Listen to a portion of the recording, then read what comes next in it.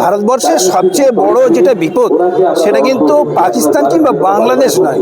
বাংলাদেশ কেন, পৃথিবীর যে কোনো দেশের সংখ্যালঘুদের উপরে যদি কোনো নিপীড়ন হয় আমরা তার বিরুদ্ধে।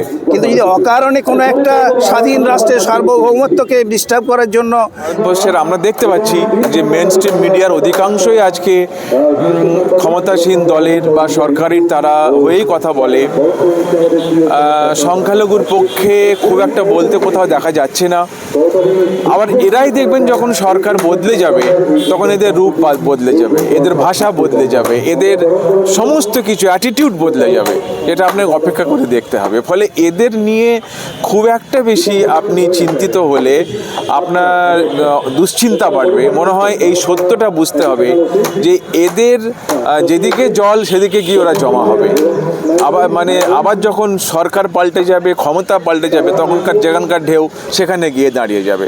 ফলে ওদেরকে নিয়ে চিন্তা নেই, ভরসা আপনাদের উপরে মানুষ করছে যে আপনারা ছোট ছোট মিডিয়া আপনারা সত্যগুলো তুলে ধরুন। এটা একটা রাজনৈতিক বিষয়, এ বিষয়ে মন্তব্য করাটা খুব একটা সমীচিত হবে না।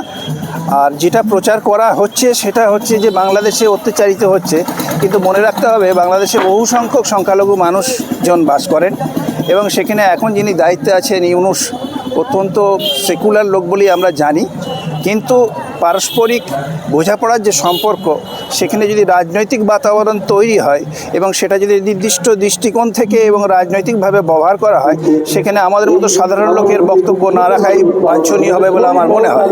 তবে আমার মনে হয় যে মানুষকে অনেক বেশি রাজনৈতিকভাবে সচেতন থাকতে হবে এবং মিডিয়াকে সচেতন থাকতে হবে, কারণ সংখ্যালঘু সব জায়গাতেই সংখ্যালঘুই থাকেন এবং তাদেরকে রক্ষা করার দায়িত্ব থাকে সংখ্যাগুরু। প্রকৃত ক্ষেত্রে যদি সেটা এরকম হয়ে থাকে তাহলে নিশ্চয়ই সেখানে আন্দোলন করা হবে, কিন্তু যদি অকারণে কোনো একটা স্বাধীন রাষ্ট্রের সার্বভৌমত্বকে ডিস্টার্ব করার জন্য এখান থেকে রাজনৈতিকভাবে সেটাকে পরিচালনা করা হয়, সেটা হবে দুঃখজনক, কারণ তার এফেক্ট আমাদের পশ্চিমবঙ্গেও পড়তে পারে। এবং আমরা চাইব এখানকার যে মানুষজন, বিশেষ করে গুণী মানুষজন এবং আপনাদের মধ্যে যারা সাংবাদিক মানুষজন, তারা প্রকৃত তথ্য মানুষের কাছে তুলে রাখুন, কোনো রকম আবেগের বশে নয়। প্রকৃত যদি ঘটনা ঘটে থাকে নিশ্চিত বলুন, কিন্তু প্রকৃত ঘটনা যদি না হয়ে থাকে তাহলে শুভেন্দু বললেন তাই আমি বললাম, এই ধরনের যেন সাংবাদিকতা না করলেই ভালো হয়। আমরা দেখতে পাচ্ছি যে ভারতবর্ষের সংখ্যালঘুদের উপরে অত্যাচার হচ্ছে, এই খবর আমরা সোশ্যাল মিডিয়ায় দেখছি।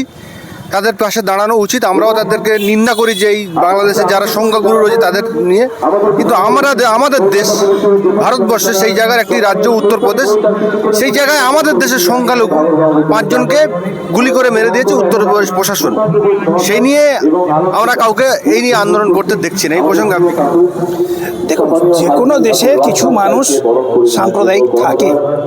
ভারতবর্ষের সবচেয়ে বড় যেটা বিপদ সেটা কিন্তু পাকিস্তান কিংবা বাংলাদেশ নয়, সেটা হলো বুদ্ধিজীবী সাম্প্রদায়িকতা।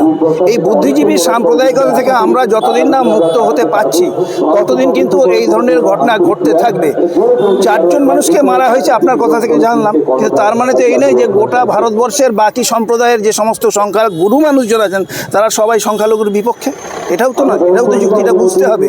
কিছু মানুষের কর্মকাণ্ডের জন্য সমস্ত মানুষকে দোষী তো মানতে হবেই। সংবাদ মাধ্যম যে আমাদের সংবিধানের 4র্থ স্তম্ভ সেটা নিয়ে তো কোনো সন্দেহ নেই, কিন্তু যেটা আমি বুঝতে পারছি আপনার প্রশ্নের মধ্যে যে এই 4র্থ স্তম্ভের ভূমিকা নিয়ে আপনার কোথাও একটা সন্দেহ আছে, সেই জন্য আপনি এই প্রশ্নটা উত্থাপন করেছেন।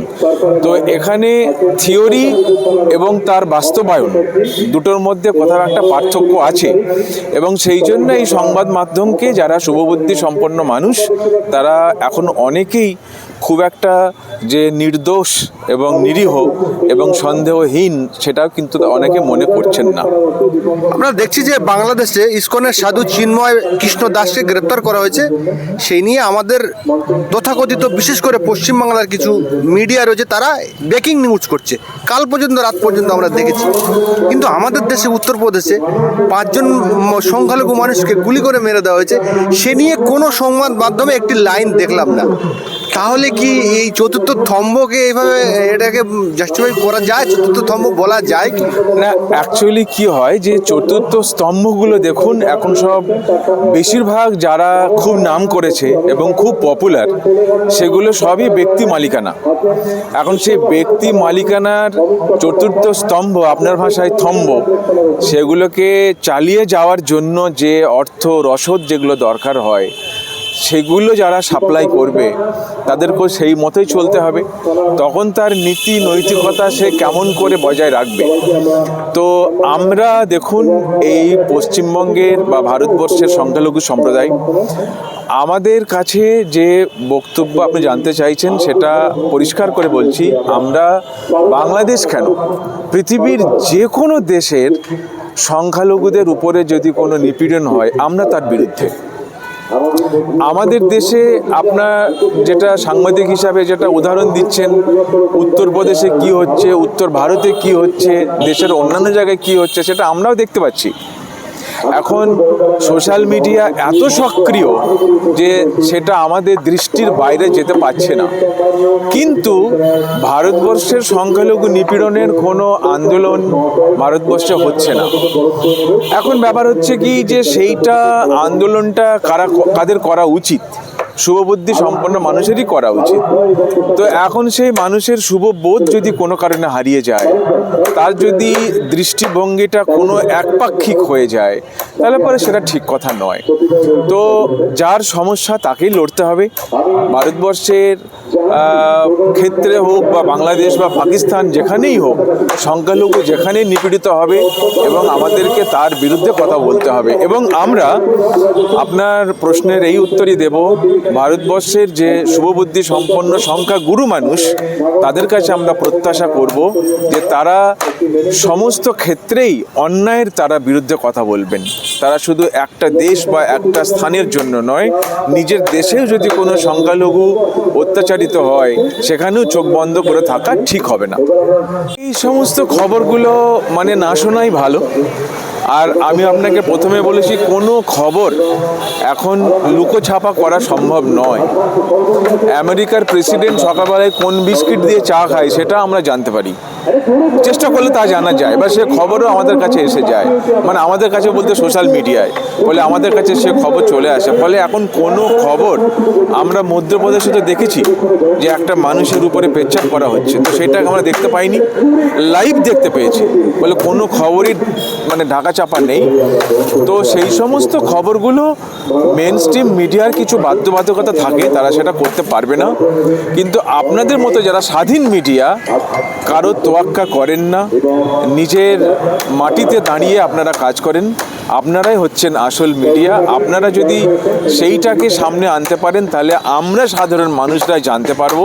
মেন স্ট্রিম মিডিয়ার কাছে আপনি আশা করবেন না, কারণ তাদের অনেক ক্যালকুলেশন আছে, তার অত বড় কর্পোরেট হাউস চালাতে হয়। ফলে সে মানে যেদিকেই শক্ত লাঠি তাকে সেদিকেই যেতে হবে, এটা আমার ধারণা। না, সেটা দেখুন, এই চতুর্থ স্তম্ভ, আপনার কথায় থম্ব, এরা আজকে যারা ক্ষমতাসীন তাদের হয়তো দাবিদারি করছে। আজকে ভারতবর্ষের আমরা দেখতে পাচ্ছি যে মেন স্ট্রিম মিডিয়ার অধিকাংশই আজকে ক্ষমতাসীন দলের বা সরকারের তারা হয়েই কথা বলে। সংখ্যালঘুর পক্ষে খুব একটা বলতে কোথাও দেখা যাচ্ছে না। আবার এরাই দেখবেন যখন সরকার বদলে যাবে তখন এদের রূপ বদলে যাবে, এদের ভাষা বদলে যাবে, এদের সমস্ত কিছু অ্যাটিটিউড বদলে যাবে, এটা আপনাকে অপেক্ষা করে দেখতে হবে। ফলে এদের নিয়ে খুব একটা বেশি আপনি চিন্তিত হলে আপনার দুশ্চিন্তা বাড়বে। মনে হয় এই সত্যটা বুঝতে হবে যে এদের যেদিকে জল সেদিকে গিয়ে ওরা জমা হবে। আবার যখন সরকার পাল্টে যাবে, ক্ষমতা পাল্টে যাবে, তখনকার যেখানকার ঢেউ সেখানে গিয়ে দাঁড়িয়ে যাবে। ফলে ওদেরকে নিয়ে চিন্তা না, ভরসা আপনাদের উপরে মানুষ করছে যে আপনারা ছোট ছোট মিডিয়া, আপনারা সত্যগুলো তুলে ধরুন। আমার